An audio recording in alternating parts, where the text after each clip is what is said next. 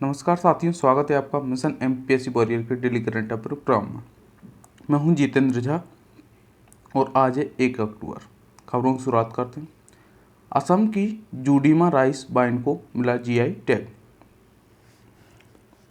आपको बता दें कि हाल ही में असम की एक उत्पाद जूडीमा राइस को जीआई टैग दिया गया है। घर में बनने वाली जूडीमा राइस वाइन के केवल दिमासा जनजाति द्वारा बनाई जाती है। जीआई टैग वस्तु पंजीकरण और संरक्षण एक्ट 1999 द्वारा प्रशासित किया जाता है। जीआई टैग विशिष्ट भौगोलिक मूल्य के उत्पादों को दिया जाने वाला एक दर्जा है जो उत्पादों ब्रांडिंग में महत्वपूर्ण भूमिका निभाता है। यह कृषि, खाद्य, हस्तशिल्प उद्योग आदि पर दिया जाता है 10 वर्षों के लिए। मध्य प्रदेश में भी एक बालाघाट के चावल को जीआई टैग हाल ही में प्रदान किया गया है। आपको बता दें, ये चावल अपनी सुगंध से लोगों को आकर्षित करता है। नेक्स्ट खबर, मिशन शक्ति हाल ही में चर्चा का विषय बनी हुई है। इसके बारे में विस्तार से जान लेते हैं। आपको बता दें, उत्तर प्रदेश के मुख्यमंत्री श्री योगी आदित्यनाथ ने महिला उद्यमियों के लिए राज्य प्रायोजित मिशन शक्ति कार्यक्रम की शुरुआत की है। इसका उद्देश्य महिलाओं की सुरक्षा, गरिमा और सशक्तिकरण को बढ़ावा देना है। इसका उद्देश्य लगभग 75,000 महिलाओं को उद्यमी बनाने पर केंद्रित है। मिशन शक्ति के तहत 20,000 से अधिक महिला कांस्टेबल की फील्ड ड्यूटी सौंपी गई है। प्रदेश के सभी 75 जिलों में 3 दिवसीय कौशल क्षमता विकास प्रशिक्षण अभियान चलाया जा रहा है। साथ ही इच्छुक उद्यमियों को आसान किस्तों में चुकाने के लिए ऋण भी उपलब्ध कराया जा रहा है।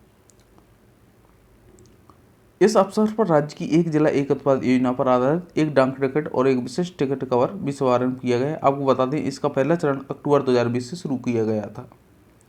स्मृति मंदाना ऑस्ट्रेलिया के खिलाफ पिंक बॉल टेस्ट में पहले दिन भारत ने बनाया 132 पे 1 विकेट। इसकी हम चर्चा क्यों कर रहे हैं, आपको बता दें कि भारतीय महिला क्रिकेट टीम पहली बार पिंक बॉल से टेस्ट खेल रही है, वो भी ऑस्ट्रेलिया के खिलाफ। आपको बता दें, पुरुष टीम ने भी ऑस्ट्रेलिया के खिलाफ पिंक बॉल से टेस्ट खेला था। सीनियर सिटीजन के लिए अखिल भारतीय हेल्पलाइन शुरू की गई है।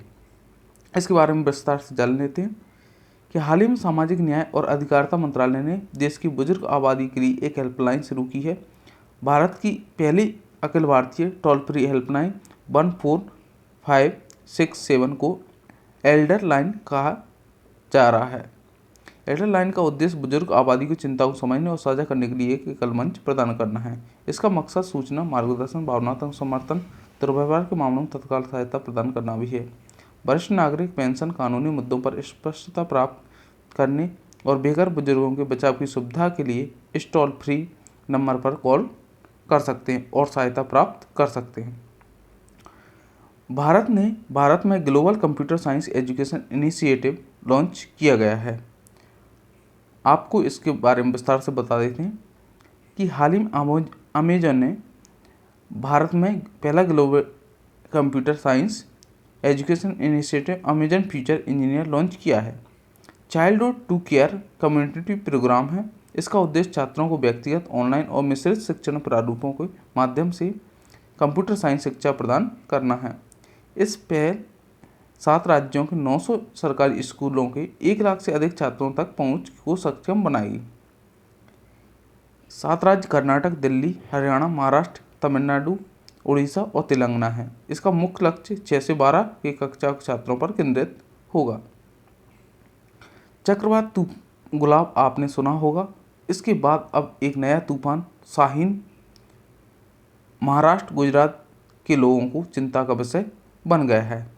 इससे गुजरात के 20 जिलों में येलो अलर्ट जारी किया है मौसम विभाग द्वारा। आपको बता दें, ये अरब सागर की तरफ से भारत में प्रवेश करेगी, जिसमें महाराष्ट्र, गुजरात, पश्चिम बंगाल और राजस्थान में भी इसका इफेक्ट पड़ेगा। माउंट ब्लैंक की ऊंचाई में कमी आई है।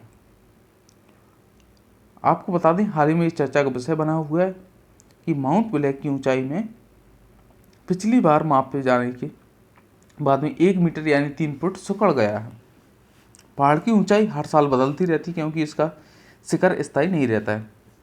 माउंट ब्लैंक पश्चिमी यूरोप का सबसे ऊंचा पर्वत है। यह इटली और फ्रांस की सीमा पर स्थित है और दुनिया का 11वां सबसे ऊंचा शिखर है।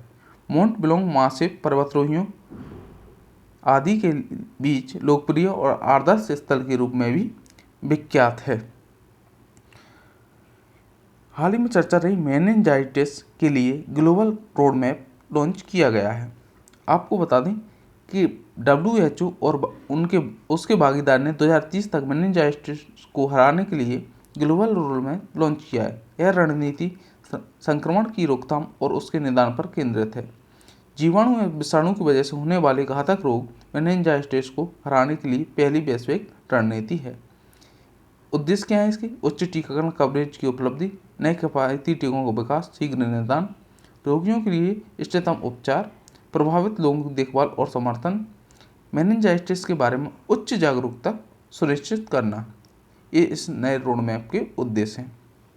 इसके साथ ही जान लेते हैं कि प्रतिवर्ष यह बीमारी हजारों लोगों की मौत का कारण बनती है। इस बीमारी से ग्रसित हर 5 व्यक्तियों में से एक दीर्घकालीन विकलांगता का शिकार हो जाता है, जिसमें श्रवण और दृष्टि हानि, तंत्रिका संबंधी क्षति आदि शामिल है। आपको याद रखना है कि वायरस और बैक्टीरिया दोनों से ये बीमारी हो सकती है। हमारा आज का अभ्यास प्रश्न है कि देश में नया ऑटो डेबिट पेमेंट सिस्टम लागू होने जा रहा है। इसकी शुरुआत कब से होगी? 1 अक्टूबर, 2 अक्टूबर, 5 अक्टूबर, 7 अक्टूबर? इसका आंसर आपको कमेंट सेक्शन में देना है और हमारे साथ ऐसे जुड़े रहिए। और अगर अभी तक चैनल को सब्सक्राइब नहीं किया है, सब्सक्राइब कीजिए। जय हिंद।